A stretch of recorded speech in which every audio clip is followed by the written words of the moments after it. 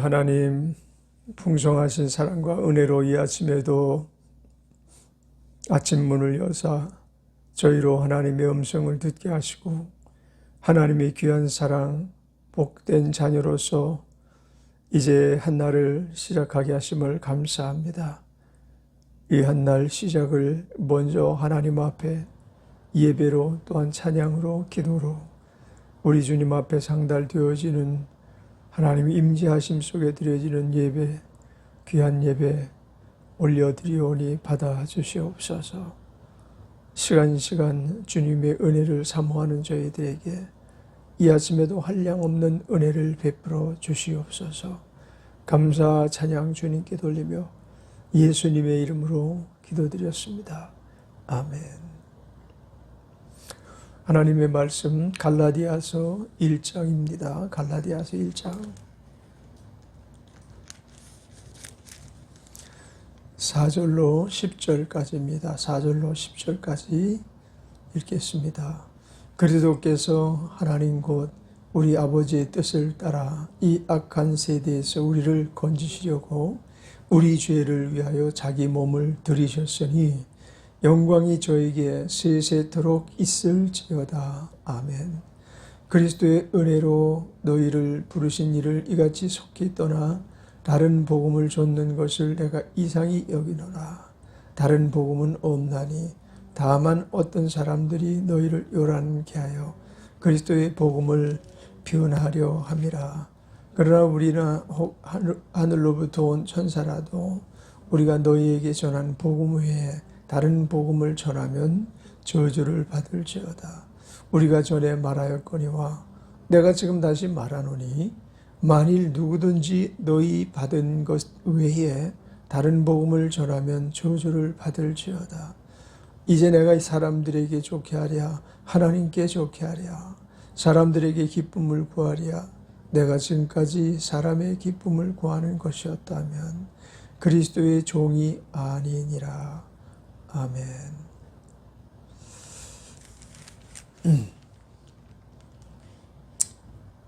우리의 삶에 가장 근본이 되는 원칙이 있다고 한다면 10절 말씀입니다. 어제도 잠깐 전한 바 있는 내용의 말씀인데 이제 내가 사람들에게 좋게 하랴 하나님께 좋게 하랴 사람들에게 기쁨을 구하랴 내가 지금까지 사람의 기쁨을 구하는 것이었다면 그리스도의 종이 아니니라 라는 말씀입니다.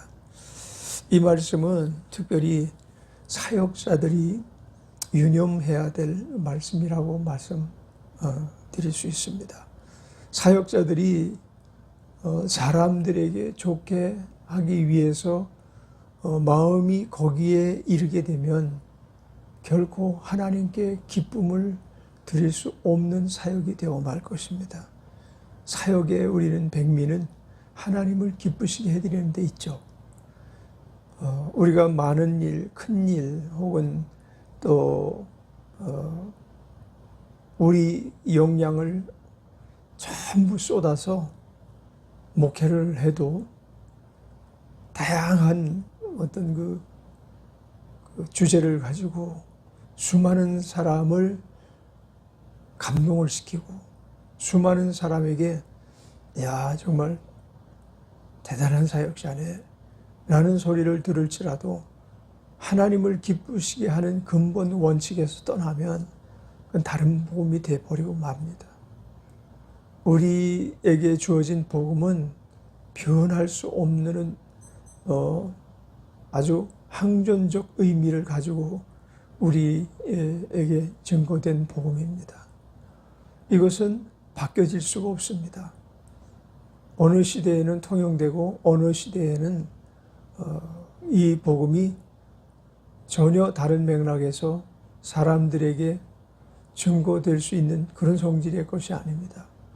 2000년 전에 예수 그리스도께서 이 땅에 오셔서 설파한 그 내용이 조금이라도 흔들려서는 안 되고 그 내용에 무언가 덧붙여서 사람들의 마음을 미혹하게 하고 사람들의 마음을 기쁘게 하고 사람들에게 어떤 다른 성향의 것인데도 불구하고 복음인 것인 양 증거되어져서는 화인 맞은 자의 삶을 살아가고 있는 것입니다. 아직 그는 하나님이 누군지 알지 못하며 거듭난 삶을 사는 사람이라고 말할 수 없습니다.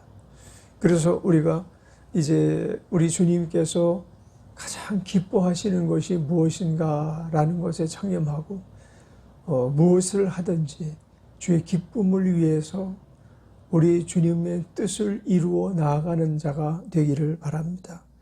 그래서 그리스도께서 하나님 곧 우리 아버지의 뜻을 따라 이렇게 말씀하셨죠.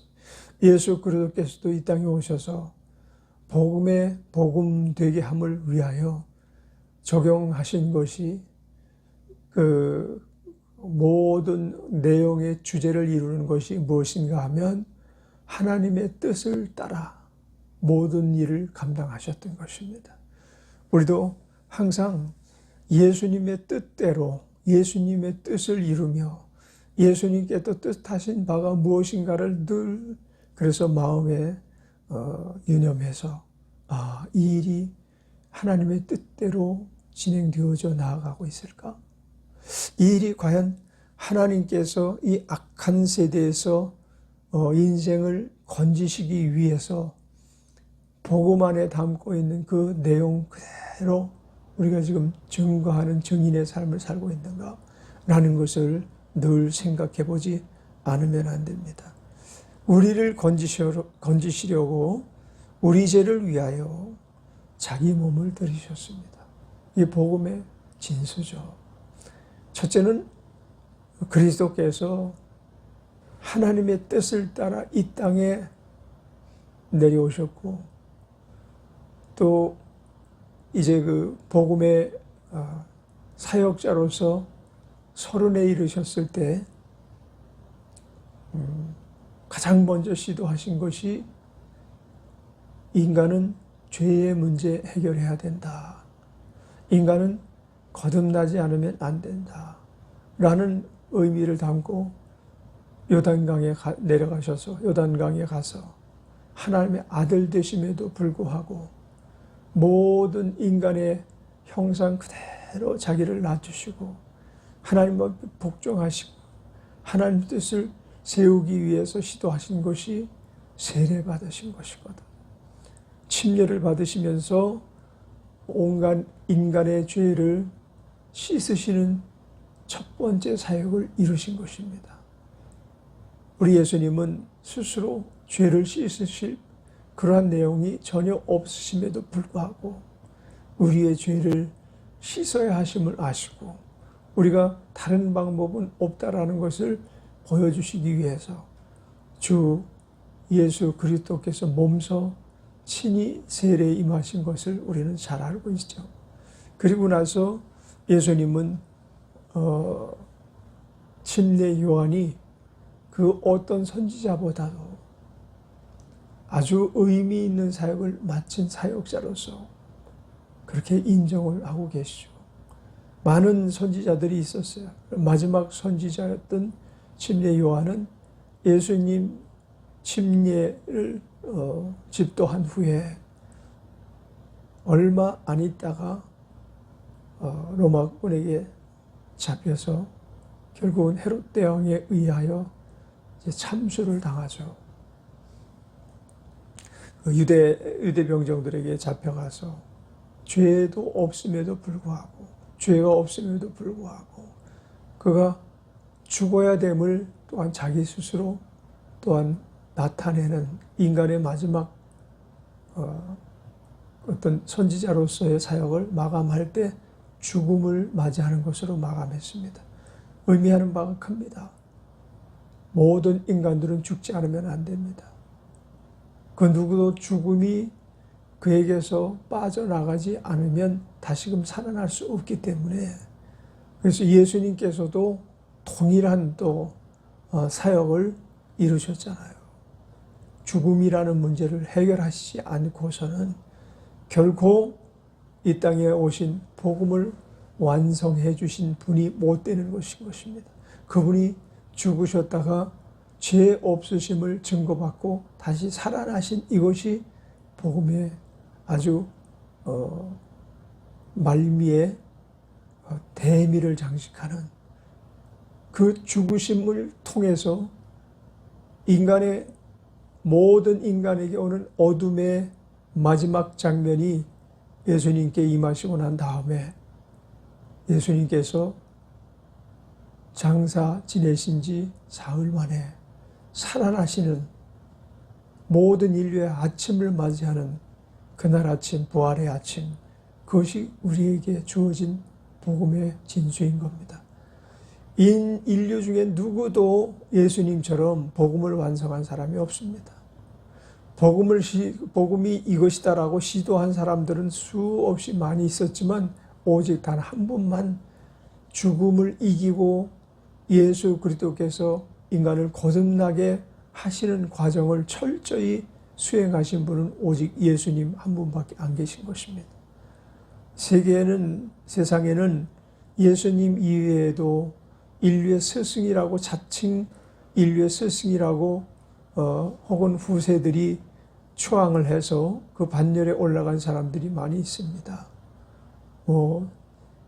석가모니나 또 공자나 이런 사람들은 동양에서 낳은 최고의 인류의 스승이라고 인류의 선생님이라고 일컬지만 그가 복음은 아닌 거예요.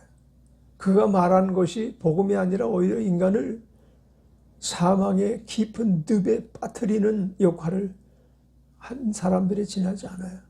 우리나라에는 자기가 자칭 예수라고 한 사람들이 벌써 10여 년, 20여 년 전에 한 30여 명이나 그 수에 달하는 사람들이 있었습니다.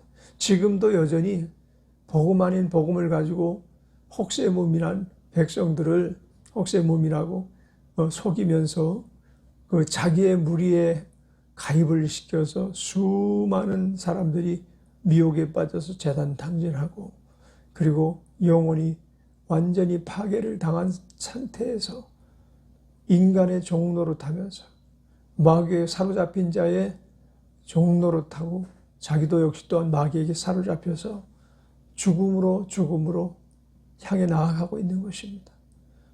다시 태어날 수 있는 보장이 없는 그 길을 왜 사람들은 가는지 우리는 이해를 하지 않습니까? 속아서 그런 거예요.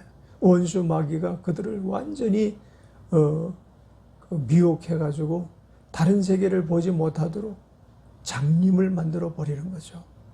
그래서 이 다른 복음의 특징이 뭐냐면 인간의 영안을 열게 해주는 게 아니고 영안을 완전히 삭제해 버리는 거예요. 볼 수 있는 눈을 제거해 버리는 겁니다.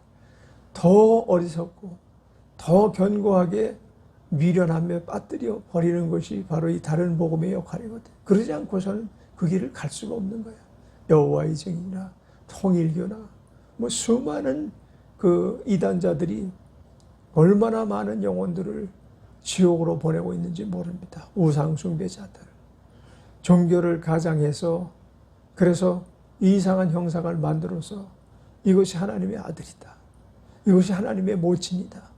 이것을 우리는 우리의 중보자로 얻게 된 것이 얼마나 감사하냐라고 하면서 인간들을 다른 복음으로 자꾸만 초대하는 것입니다.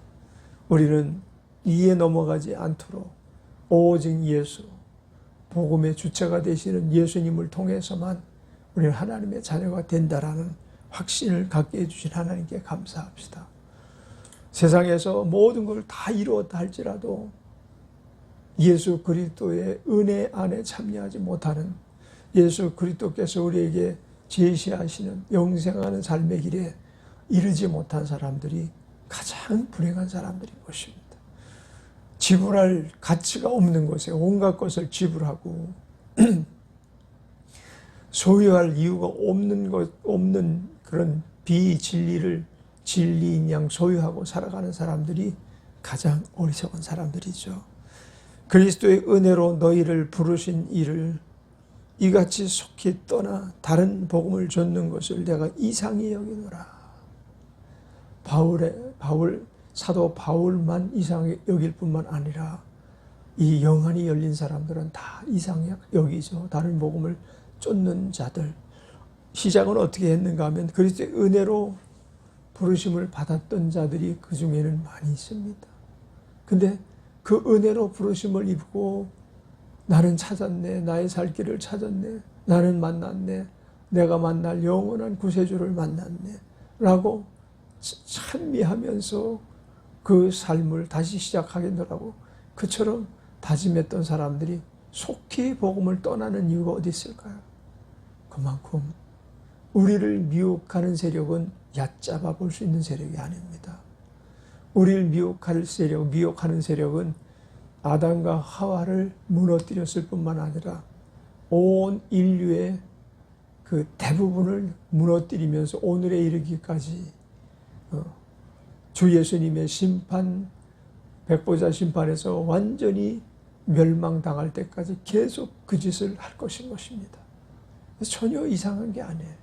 그만큼 그들이 강하기 때문에 우리는 정말 허탄한 것을 바라보면서 잠시 한눈을 팔 수 있는 사람들이 돼서는 안 돼요. 어떤 상황 속에서도 주 예수님이 우리 안에 거하시고 우리가 주님 안에 있게 되어지기를 바랍니다. 다른 복음은 없나니 다만 어떤 사람들이 너희를 요란케 하여 그리스도의 복음을 변하려 함이라.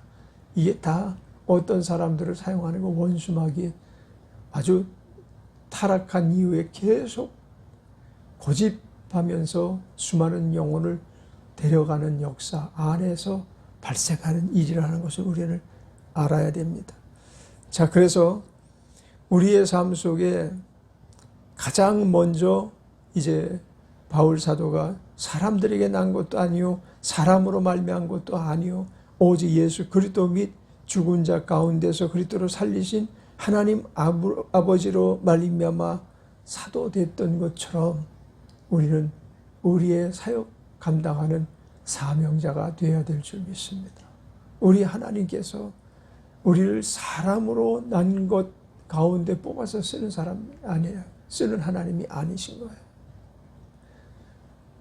많은 사람들이 사명을 감당하면서 나는 사명자입니다. 나는 목회자입니다. 혹은 나는 전도자입니다. 나는 전도사입니다. 권사입니다. 장로입니다. 이 모든 직분이 다 사람으로 말미암아 난 것이라면 허망한 것들이에요. 누구도 사람으로 말미암아 난 것이 아니라는 자긍심이 없으면 사명을 감당할 에너지를 공급받지 못해요. 나는 사람으로 말미암아 되지 않았다. 나는 부모가 나를 공부를 열심히 시키셨고 좋은 학벌을 가지고 있었기에 이와 같은 길로 들어왔다. 혹은 수많은 스승이 나를 오늘 이처럼 만들었다. 이거는 결코 사명자의 지위를 얻을 수 있는 그런 자격 조건이 아닌 겁니다. 그럼 어떤 사람들이 사명을 감당할 수 있는 사람이에요? 집사, 적은 직분으로 생각하면 안 됩니다. 권사, 장로, 이것이 적은 직분이 아닙니다. 그것이 사람으로 말미암아서 이루어진 것, 도무지 그 무엇 하나도 그렇게 이루어질 수 있는 것이 아니기 때문에 그렇습니다. 교회에서 수많은 사람들이 정말 눈물을 흘리면서 나는 만났네. 나는 예수님을 정말 만났습니다.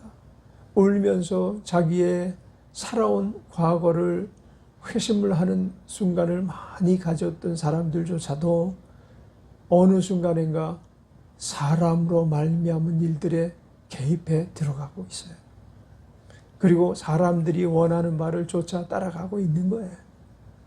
그래서 하나님의 말씀대로 자기의 지위를 자꾸만 격상시키기 위해서 노력하는 게 아니고 사람에게 잘 보여서 사람에게 어찌해서라도 나를 부각시켜가지고 말이죠. 두각을 나타내는 자로서 이렇게 자기의 사역의 포커스를 그쪽에 맞추고 막 사역을 하다 보면 어느 순간인가 이 사역이 자기가 감당할 수 있는 사역이 아니다라고 낙심하게 되는 날이 곧 올 것입니다. 그래서 처음부터 나는 사람으로 말미암지 않는다. 이 직분은 내가 유능하지 못할지라도 내가 그저 하등 이제 막 집사 직분을 받은 자일지라도 권사 직분을 받은 자일지라도 혹은 교회에서 20여 년 신앙생활을 했기에 장로가 된 사람일지라도 이와 같은 아주 철저한 다짐을 자기에게 스스로 하지 않으면 안 되는 거죠. 어떻게 해요? 사람들에게서 난 것도 아니요, 사람으로 말미암은 것도 아니요, 오직 예수 그리스도와 및 죽은 자 가운데서 그리스도를 살리신 하나님 아버지로 말미암아 나는 집사가 됐다, 나는 권사가 됐다, 나는 전도사가 됐고, 나는 목사가 됐고, 나는 선교사가 됐다. 이런 사상을 우리는 조금이라도 벗어나지 말아야 되는 것입니다. 이러한 사도 바울의 다짐인 엄청난 다짐이 아닐 수가 없고, 바울이 바울 되게 했던 유일한 원인이 그 안에서 찾아볼 수가 있지 않겠습니까? 함께 있는 모든 형제들로 더불어 갈라디아 여러 교회들에게 우리 하나님 아버지와 주 예수 그리스도를 좇아 은혜와 평강이 있기를 원하노라. 이게 이제 사도 바울이 갈라디아 교회를 향하여 그가 가지고 있는 각오와 다짐과 사역의 어떤 그 원인을 규명하면서 너희들도 이 은혜를 떠나서는 안 되고, 이것이 바로 하나님이 우리에게 주시는 최고의 상급을 위한 직분임을 알고 잘 감당하는 자가 되도록 하자라는 다짐이 있는 거예요. 어찌 보면 바울 사도의 1절에서 그 교회에서 고백한 이 내용이 어떤 자기의 우월감으로 비춰질 수도 있고, 자기의 어떤 상당한 지위에 대한 이야기로 들려질 수 있지만 사실은 자기의 신앙 고백인 것입니다. 나는 사람에게 그래서 잘 보이기 위해서 강단에서 혹은 내가 세상을 살아가면서 이 직분을 감당한 게 아니고 하나님을 기쁘시게 해드리기 위해서 이 직분을 감당하고 있다라는 말이 전혀 모순되지 않는 그런 말이 될 수가 있는 것입니다. 사람으로 말미암지 않았기 때문에 나는 사람을 기쁘게 해 주어야 될 이유가 없다. 내가 사람을 기쁘게 하랴, 하나님을 기쁘게 하랴. 이러한 갈림길에서 바울 사도는 항상 사람을 기쁘게 하기 위해서 내가 이 직분을 감당하는 게 아니다. 너희 한 영혼이 구원받아서 하나님으로 말미암아 다시금 거듭 태어나게 함으로 하나님이 궁극적으로 기뻐하심을 통해서 하나님이 기뻐하시는 것을 보면서 나의 기쁨은 크도다.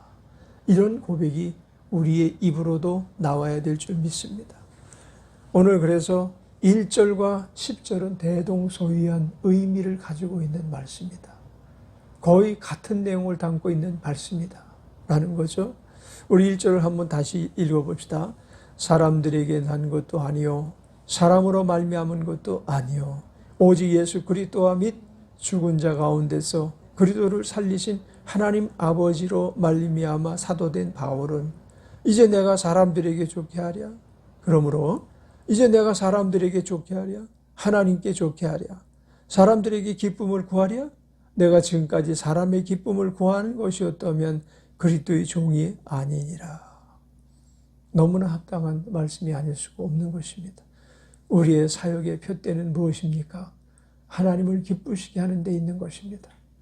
우리가 좀 어눌할 수가 있습니다. 누구나 다 조영기 목사님 혹은 한경진 목사님 혹은 빌리그레암 목사님과 같이 모든 사람들이 정말 대단하신 하나님의 이 시대에 주신 종이다라고 고백을 할 수 있는 것은 아닙니다. 그 이름을 알 수조차 없고 평생 목회를 했지만 수많은 영혼들이 그로 말미암아 하나님께 거듭 태어나는 그와 같은 축복의 사역이 되지 못했지만 그런 한 영혼 한 영혼을 하나님 앞에 드려 기쁨을 드렸다면 우리 주님께서 적어도 우리를 한 달란트 받은 자로서 여기시지 아니하는 것인 거죠. 2달란트 받은 자, 5달란트 받은 자 동일하게 하나님을 기쁘시게 해드렸잖아요. 우리가 그래서 어떤 나보다 더 큰 자들을 향한 질투심에 의해서 나보다 더 잘 나가는 자들, 잘 하고 있는 자들을 향한 부러움에 의해서 사역을 감당하는 것이 아니고 적은 일 가운데에서도 하나님이 기뻐하시는가에 우리의 온 마음과 정성을 모두어서 정말 이 일에 우리 사역에 초점을 맞추어서 그 일을 도모하는 것이 얼마나 중요한가. 우리는 오늘 이제 우리의 나이가 젊어 활력이 넘치는 혹은 많은 사람들을 계도할 수 있는 많은 시간이 남아있는 그런 상황도 아닙니다. 언제 주님이 오라 하시면 우리 주님 만나러 가야 될 때가 멀지 않은 그러한 시점에 이르렀을 때 우리가 큰 것을 보거나 황당한 그와 같은 계획을 수립하는 것이 아니라 눈앞에 펼쳐진 내게 주님께서 지금 무엇을 원하시는가, 하나님 뜻이 무엇을 요청하시는가 라는 것에 늘 마음을 쓰고 그래서 그에 걸맞는 삶을 사는 자들이 되어야 될 줄 믿습니다. 하나님께서 쓰시는 사역자들은 시대별로 구분이 되어져 있습니다. 그건 하나님의 뜻이에요. 하나님 왜 이렇게 일방적으로 우리를 몰아가시려고 하시죠? 하나님이 일방적으로 몰아가시는 것이 사실은 타당한 거예요. 우리가 일방적으로 생각하는 것은 전부 마귀로부터 온 생각이고 하나님께서 우리를 향하여서도 일방적이 되셔야 되고 사역자들 향해서도 일방적으로 주님이 계획하신 대로 이루어 나가셔야만 합당해요. 우리는 오직 그분의 뜻의 한 부분 담겨 있는 것으로 감사해야 되고 그분이 사용하시는 것을 감사해야 되고 그분이 지금도 쓰시는 것에 대하여 감사해야 됩니다. 우리 사역이 30년이 되었든 40년이 되었든 아무 의미가 없어요. 얼마나 사용하셨는가가 얼마나 하나님 뜻 안에 있었는가가 중요한 거죠. 그리고 얼마나 크게 쓰셨는가 적게 쓰셨는가가 문제가 아니고 얼마나 이 일을 통해서 기쁨을 얻으셨는가 하나님께서 기쁨을 취하셨는가 라는 것이 우리의 사역의 목적이 되기를 바랍니다. 오늘도 우리가 어떤 일을 하든 가정 일을 하든 직장에서 세상에 나아가서 무슨 일을 하든 하나님을 기쁘시게 해드리고 하나님 뜻대로 살아야 될 줄 믿습니다. 우리에게 펼쳐진 일들을 통해서 우리가 감사의 조건을 자꾸 찾아야만 합니다. 하나님 요즘 왜 이러시죠?